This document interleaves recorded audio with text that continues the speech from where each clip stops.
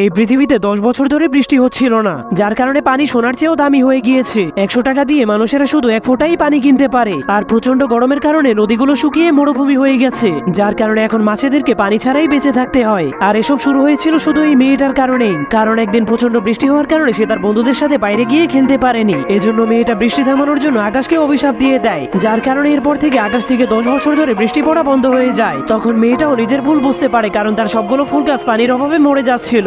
যার কারণে সে জলদি করে তার ঘরে গিয়ে দরজা জানলা বন্ধ করে লুকিয়ে রাখা 1 গ্লাস পানি বের করে। কিন্তু যখনই সে তার ফুল গাছকে পানি দিতে যায়, তখনই তার পানি মাটিতে পড়ে যায়। এরপর সে একটা কলের কাছে গেলে সেই কল থেকে 1 ফোঁটা পানি বের হয়। কিন্তু সেই পানির ফোঁটাটা মেয়েটার উপর অনেক রেগে বলে, এই সব কিছু হয়েছে তোর কারণে। এরপর সেই পানির ফোঁটাটা মেয়েটাকে একটা মোটা মানুষের কাছে নিয়ে যায়। সেই মোটা লোকটার কাছে অনেক পানি জমা করা ছিল, কিন্তু মেয়েটা তার কাছে পানি চাইলে সে মেয়েটাকে পানি দিতে রাজি হয় না। যার কারণে মেয়েটা পেঁয়াজ কাটলেই মোটা লোকটা কান্না শুরু করে দেয়। তখন তার চোখের পানির কারণে পৃথিবীতে বৃষ্টি শুরু হয়ে গেলে পৃথিবীটা আগের মতো সুন্দর হয়ে